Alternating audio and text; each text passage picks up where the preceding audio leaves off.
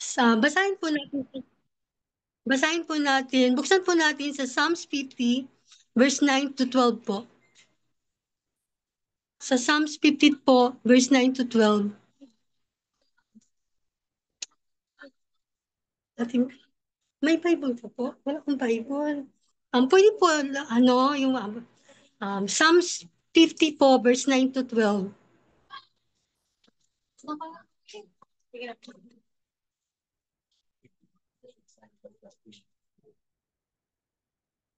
Um, sabi dito, sabi po dito, bagaman ang mga turo'y hindi ko na kailangan, maging iyang mga kambing at ang iyong mga kawan.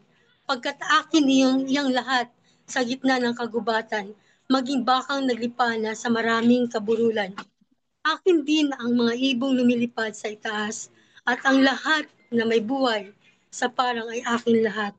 Kung ako may nagugutom, hindi ko na sasabihin, yamang lahat sa daigdig na narito'y pawang sa akin. So praise God no sa kanyang salita.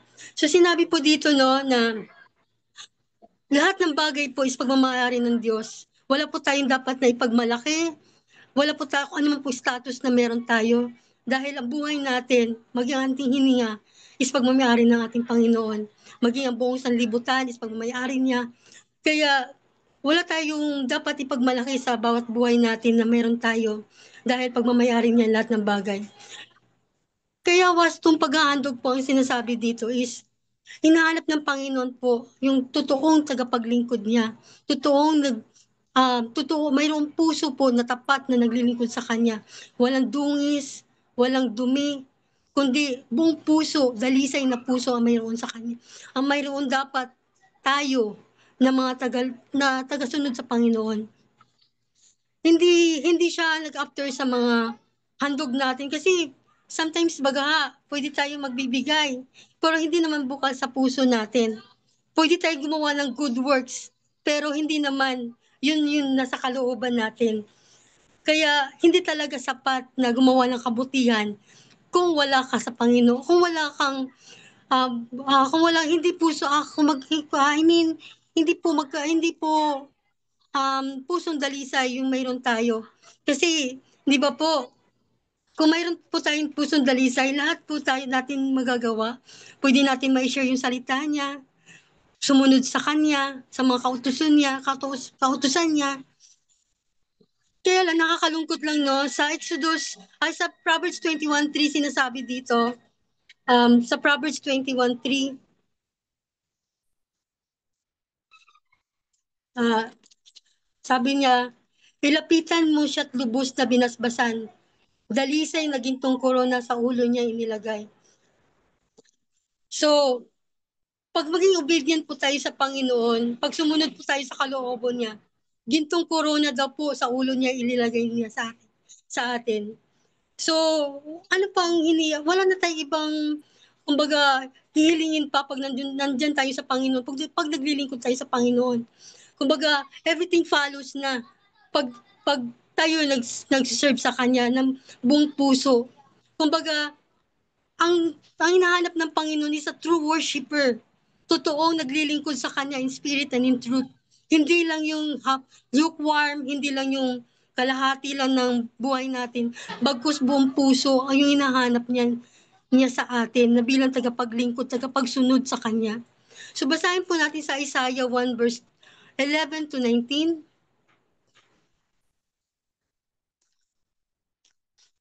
Sabi dito, walang halaga sa akin ang dami na inyong mga handog. Sawa na ako sa mga tupang sinusunog at sa taba ng bakang inyong inihandog. So, di ba, no, sa Psalms, no, sinasabi niya, pagmamayari niya yung lahat ng bagay. So, sinasabi niya dito, nagagalit ang Panginoong Diyos sa mga handog ng mga Israelita dahil hindi sila naging faithful sa Panginoon. Hindi sila naging tapat na tagapaglingkod sa Diyos. Nagagalit ang Panginoon. Sabi pa nga niya dito, hindi ako nalulugod sa dugo ng turo, mga kordero at pataas po, turo at mga kambing. Sino nag-uutos sa inyo na maghandog sa harap ko? So sinabi ng Panginoon, no, pag hindi ka talaga kalugod-lugod sa harapan niya, Siya mismo yung magsasabi sa atin na, "Sino nagsasabi sa inyo, maghandog kayo sa harapan ko?" 'Pag hindi tayo tapat sa Panginoon, nagiging useless po yun, yung mga handog natin na ibinigay natin sa kanya dahil parang nilapastangan natin yung kanyang trono, yung kanyang templo. Dahil sa mga handog natin na hindi naman nararapat para sa kanya, dahil sa mga kakulangan natin, dahil sa hindi naging faithful ang puso natin. Sabi pa niya dito, huwag na kayong magdala ng mga handog na walang halaga. Kasi tinahanap ng Panginoon yung puso natin eh. Yung pusong tapat. Yung pusong nagsasamba sa Kanya sa sa espiritual, sa katotohanan. Hindi lang yung pakitang tao lang. Pagkus, yung totoong worshiper talaga, true worshiper talaga tayo yung mga sarili natin, yung mga buhay natin.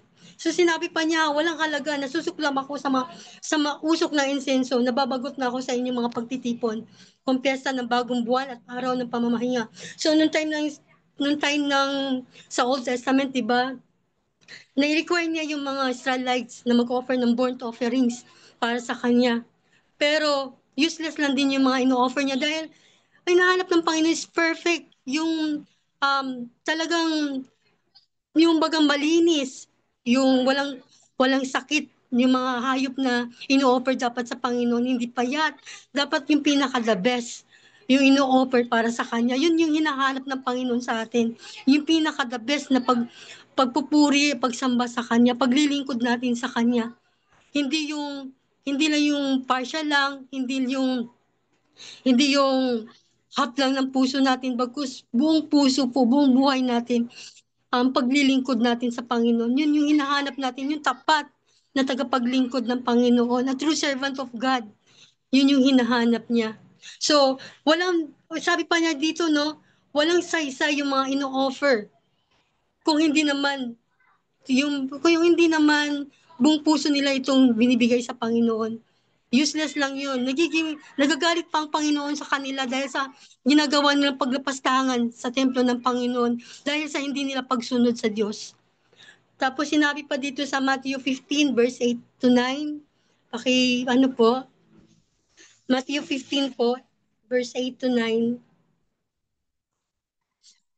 Ang sabi dito, ang paggalang sa akin ng bayang ito ay pakunwari lamang sapagkat sa bibig at hindi sa puso ito bumubukal. So, tayo no, sinasabihan tayo na mapagkunwari lang tayo sa harapan niya dahil hindi natin nirerespeto ang Panginoon. Dahil sa mga bagay na nagawa natin against sa Kanya. Sa hindi natin pagtupad, pagsunod sa mga lintuntunin niya, sa hindi pagiging faithful sa Kanya. So, isang reminder po to sa atin, no, na hindi lang po Sunday na nasa present tayo sa church. Oo nga, present tayo pero spiritually, absent tayo kasi malayo yung puso natin, malayo yung kaisipan natin. Nasa loob nga tayo ng church, pero ang isip natin is wala sa loob ng church, wala sa paglilingkod, sa pagsamba sa Panginoon. So, mapagkunwari tayo dahil hindi natin ginalang.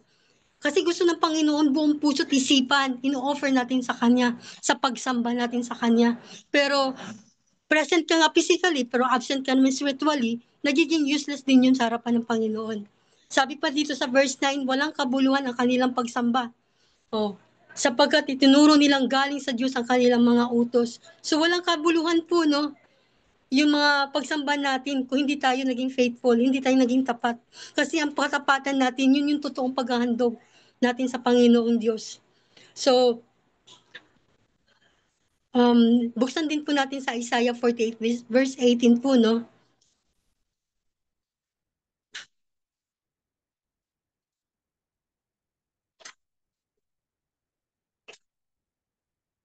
Sinabi dito, ito ang sabi niya, ilibing mo sa limot at huwag nang alalahanin pa ang mga nangyari noong unang panahon. Ay, oo. Masdan mo, sige po, pataas po, masdan mo ako at gagawa na isang bagong bagay. Ito'y nagaganap na, hindi mo pa ba nakikita? Gagawa ako na isang daanan sa gitna ng disyerto at magkakaroon ng ilog sa pakitaas po, lugar na ito. So, yung promise ni Lord sa atin, no, abundantly po, yung bagang nag-uumapaw, yung promise niya sa atin. Pag magkaroon po tayo ng tapat na paglilingkod sa Kanya. Yung mga promise, isipin mo po, yung daanan sa gitna ng disyerto is magkakaroon ng ilog. So ano ba ang disyerto? Dry. Tapos, kumbaga, wala siyang katubig-tubig. Yun yung lugar ng disyerto. Ang init. Pero si Lord mismo ang siyang maglalagay ng ilog sa lugar na yon para sa atin.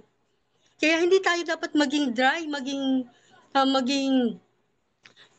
kumbaga malayo sa Panginoon kasi po yung promises niya sa atin is yung good life, good future, yung binibigay niya sa atin.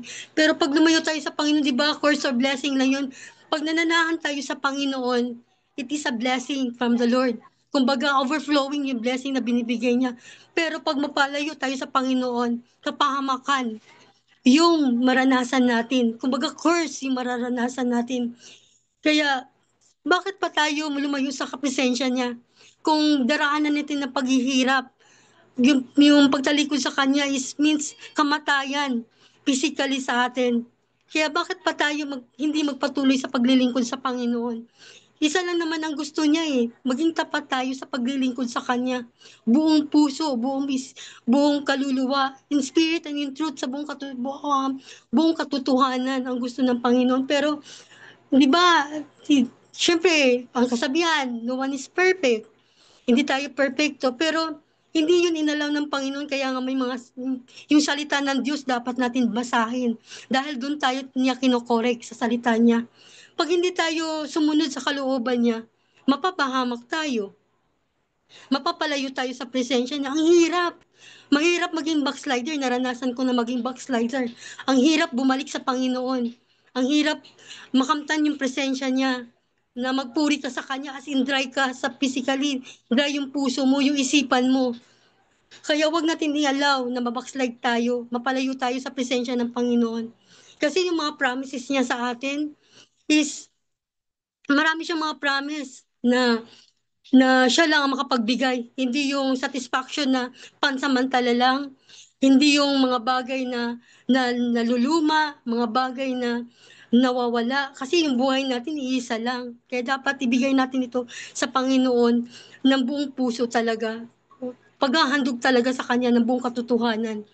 Kaya bakit pa tayo lumayo sa presensya ng Panginoon? Ako, aminado ako sa oras ko talaga, hindi ko masyado naibigay sa Panginoon yun kasi sometimes sa visitation namin, sa Bible studies, minsan namamalengke ako, hindi talaga ako nakasunod. Kaya alam ko nagkasala ako sa Kanya. Sometimes din, naranasan ko din na magkaroon ng anger, ng ng kalungkutan, naranasan ko ma-depress. Pag lumayo ka talaga sa Panginoon, marami kang mararamdaman. Marami kang mararanasan na kalungkutan, na paghihirap dahil lumayo ka sa presensya niya. So, sabi pa niya dito sa Exodus 19 verse 5 po, no? Basahin po natin, no?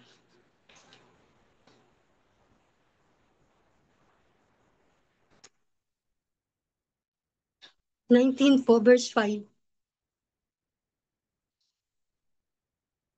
Nakita, 19 po, 19, verse 5 po. Kung susundin ninyo ako at magiging tapat sa ating kasunduan. So, kinakausap po tayo ng Panginoon per individually. Kung susundin ninyo ako at magiging tapat sa ating kasunduan, kayo ang magiging bayang hinirang. So, yung promise ni Lord, no, magiging bayang hinirang tayo. Pag sumunod tayo, maging tapat tayo sa ating kasunduan sa Kanya. Ang buong daigdig ay akin, ngunit kayo'y aking itatangi. So, magiging special tayo sa harapan ng Panginoon kung naging faithful tayo sa Kanya, pag sumunod tayo sa kalooban niya, pag sinunod natin yung kasunduan natin sa Kanya. Kaya mahirap po magbigay ng promise, no? Kasi promise is made to be broken talaga. Hindi natin yun masusunod pag nagpa-promise natin ng Panginoon, bagkus nagkakasala pa tayo. Pag nagpa-promise tayo sa Kanya. Kaya, ang marapat lamang is sundin natin kung ano yung mga kautusan niya, kung ano yung mga inuutos niya sa atin. Sundin natin po yun. Kasi yung promise niya sa atin, oh, itatangi niya tayo, nagiging special tayo sa harapan ng Panginoon pag sinunod natin yung Panginoong Jesus, Panginoong Diyos. So, sa Isaiah 42 verse 8 din po, no? Pakibukas po.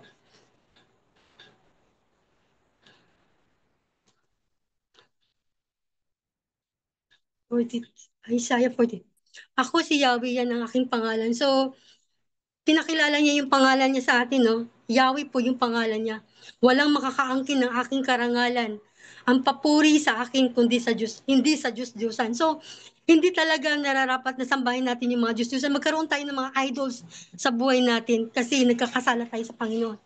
Marapat lamang na ang Panginoon ang nasa puso natin. Kasi may mga bagay talaga na ina-idol natin na hindi natin alam. Sinasamba na pala natin yung bagay na yon. Kumbaga, mas lamang siya compare sa Panginoon. Hindi pala dapat mas lamang ang Panginoon compare sa mga bagay na hinahangad natin or gusto nating maangkin. Dapat i-priority talaga natin yung Panginoon. Siya yung first priority dapat sa buhay natin at walang iba.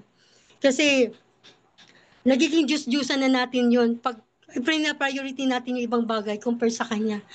Diyos-Diyusan na pala ang tawag nun.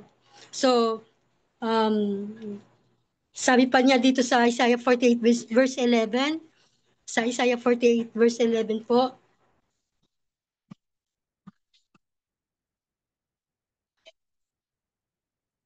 ang ginagawa ko'y para na rin sa sariling kapakanan.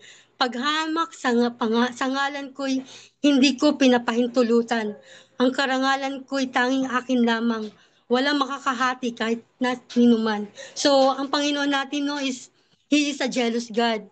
Ayaw niya na may mas priority pa compare sa kanya. Dapat siya talaga ang uunahin. Walang iba. Kasi sabi pa nga niya, hindi niya inalaw yung sarili niyang kapakanan. Paghamak sa ngalan niya, kung hindi ko pahintulutan. So, hindi talaga dapat natin yung gawing joke, yung pagsiserve sa Panginoon na on and off, yung pagsi-church natin, pagbabasa ng Bible, pag pag paggawa sa mga Bible studies, visitations, kasi yun yung mga bagay na inuutos ng Panginoon sa atin. So, sa pamamagitan ng pag-Bible studies, visitations, na ibahagi natin yung mga salita niya sa ibang tao na hindi pa po nakakilala sa Kanya. Um, so, so yun lamang po, no? Dapat po talaga, ang totoong paghahandog talaga sa Panginoon is talagang pleasing to Him, talagang wholeheartedly i-offer natin ating mga sarili, ating mga puso, ating mga buhay sa Diyos. Hindi sa ibang bagay dahil ang Panginoon, hinahanap niya yung totoong tagapaglingkod, totoong, totoong nagsiserve sa Kanya in spirit and in truth. Sa espiritu at sa katotohanan yung hinahanap ng Panginoon sa atin. So, yun lamang po, no? Praise God po sa Kanyang salita.